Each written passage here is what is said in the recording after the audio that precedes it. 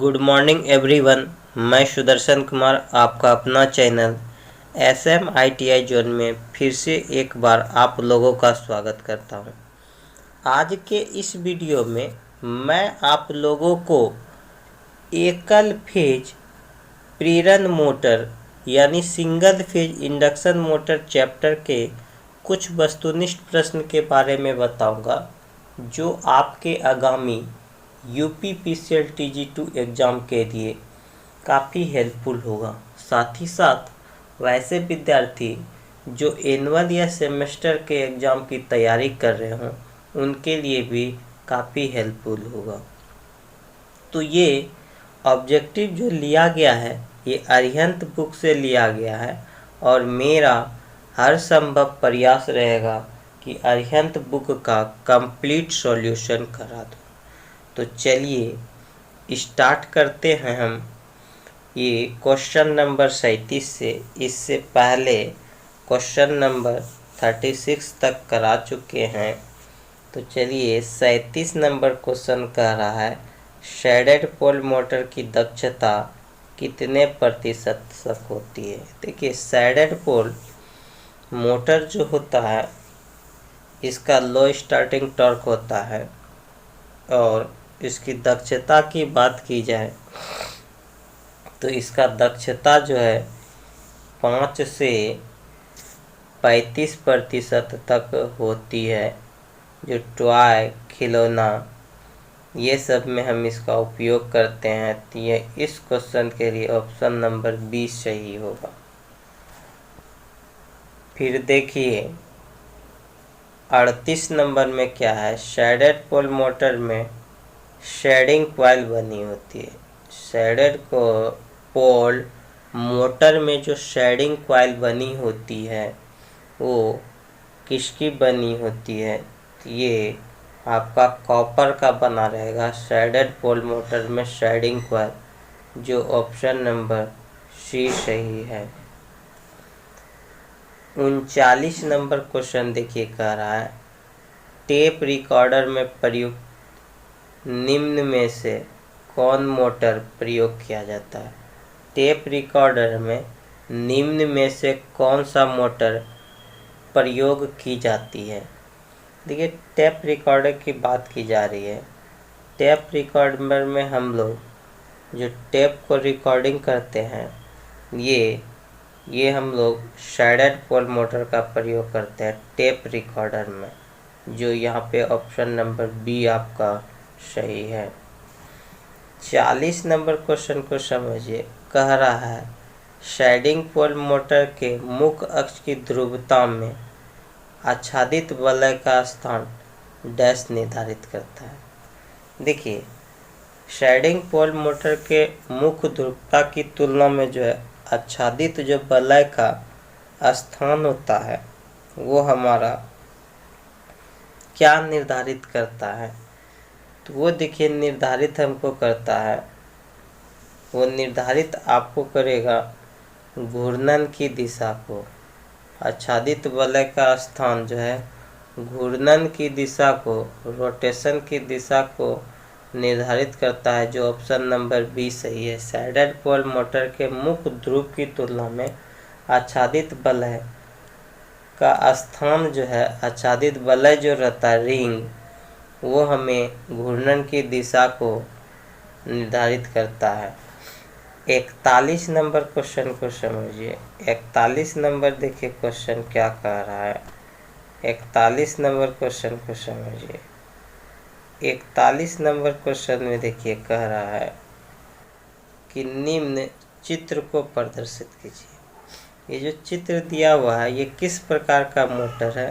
तो ये मोटर आपका है शेडेड पोल प्रेरण मोटर है, जो ऑप्शन नंबर सी सही है।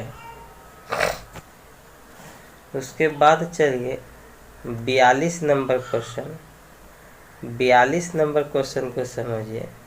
कह रहा है शेडेड पोल मोटर में घूर्णन की दिशा होती है। शेडेड पोल मोटर में जो घूर्णन की दिशा होती है वो मुख्य पोल से शेडिंग पोल की ओर होती है। मुख्य पोल से वहाँ पे मुख्य पोल से शैडड पोल की ओर होती है, जो ऑप्शन नंबर ए सही है।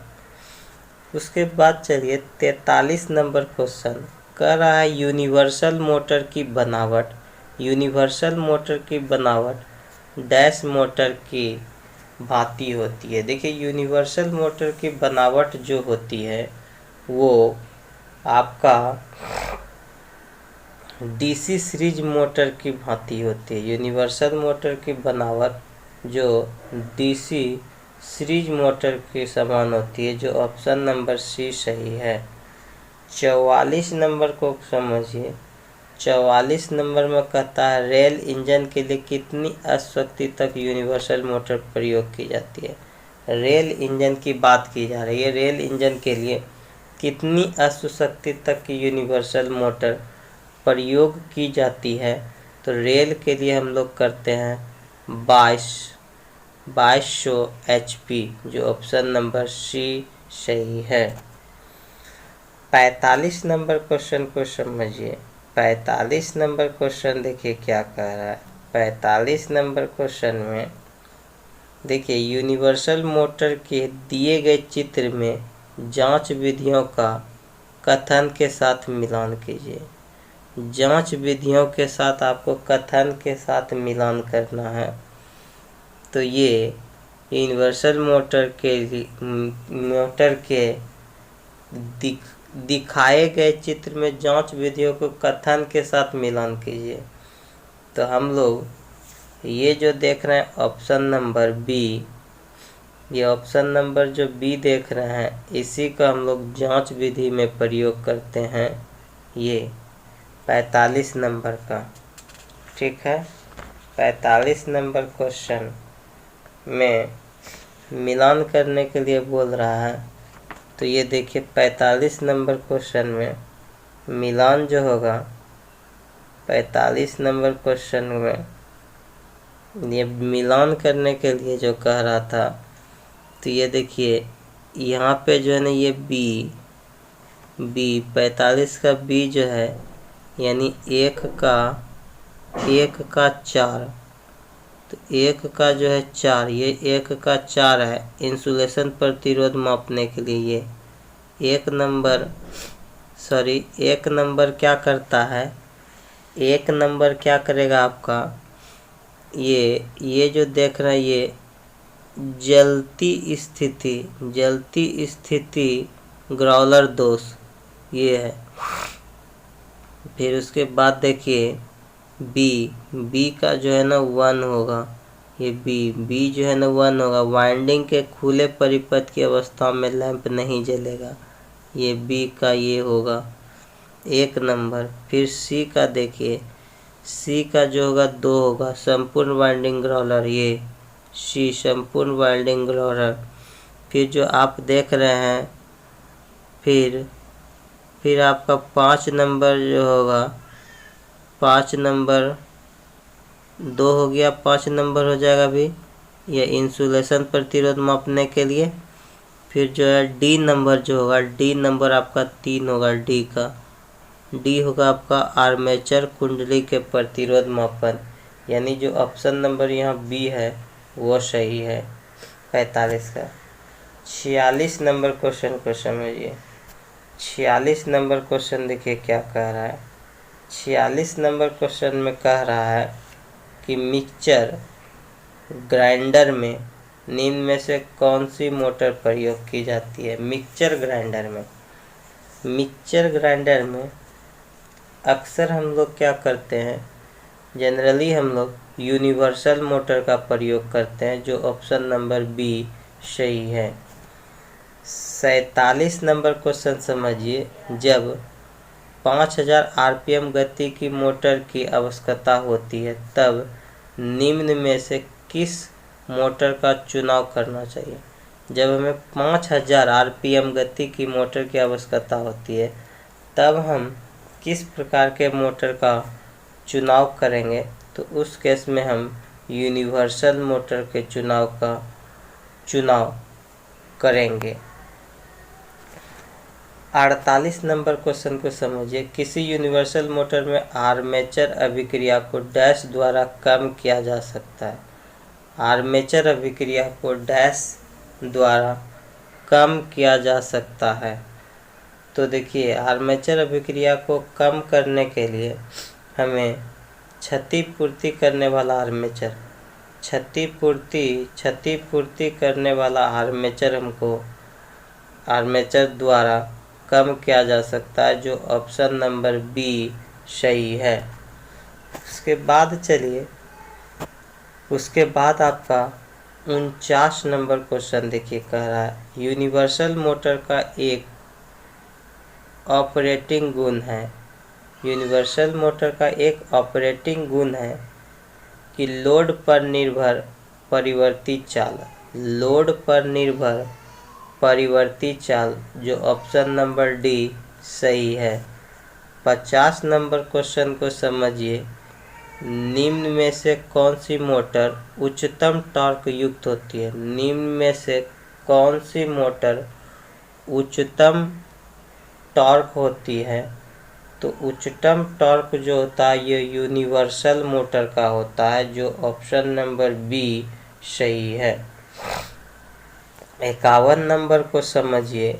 कह रहा है एक यूनिवर्सल मोटर को प्रचालित करते समय विद्युत झटका लगता है। निम्न में से कौन सा संभावित कारण है। तो निम्न में से कौन संभावित कारण है। तो देखिए, इसके लिए होगा फील्ड वाइंडिंग का अर्थ होना, जो ऑप्शन नंबर ए सही है। 52 नंबर देखिए क्वेश्चन, कह रहा है सामान्य रूप से किस मोटर की गति 3000 आरपीएम से अधिक हो सकती है। सामान्य रूप से किस मोटर की गति 3000 आरपीएम से अधिक हो सकती है। तो वो मोटर होता है आपका यूनिवर्सल मोटर, कि जिसका गति 3000 से ऊपर होता है। ये ऑप्शन नंबर सी सही है। उसके बाद चलिए 53 नंबर क्वेश्चन, एक repulsion start induction run motor उस अवस्था में इंडक्शन मोटर की भांति चलती है जब। एक repulsion start induction run motor उस अवस्था में इंडक्शन की भांति चलती है जब कम्यूटेटर सेगमेंट शॉर्ट सर्किट हो जाता है। जब कम्यूटेटर सेगमेंट शॉर्ट सर्किट हो जाता है, उस अवस्था में ये इंडक्शन की भांति चलता है, जो ऑप्शन नंबर ए सही है। उसके बाद चलिए 54 नंबर, रिपल्सन मोटर का मुख्य अवगुण है। रिपल्सन मोटर का मुख्य अवगुण है भार परिवर्तन से गति में परिवर्तन, निम्न शक्ति गुणक होना, ब्रशों पर स्फुरन उत्पन्न करना। उपरोक्त में से सही। तो देखिए रिपल्सन मोटर का मुख्य अवगुण है कि भार परिवर्तन से गति में परिवर्तन होना, ये भी सही है। निम्न शक्ति गुणक होना, ये भी सही है। ब्रशों पर स्फुरन उत्पन्न करना, ये भी सही है। ये ऑप्शन नंबर डी ये सही है। रिपल्सन मोटर का मुख्य अवगुण है। ठीक है, तो चलिए आज का सेशन यहीं पे समाप्त करते हैं। यदि आप लोगों को आज का सेशन पसंद आया हो तो दिल से लाइक करें, शेयर करें। यदि हमारे चैनल पे नए हैं तो चैनल को सब्सक्राइब करें, वो बेल आइकॉन को प्रेस करें, ताकि आप लोगों को करंट नोटिफिकेशन मिलते रहे। मिलते हैं नेक्स्ट डे। Thank you.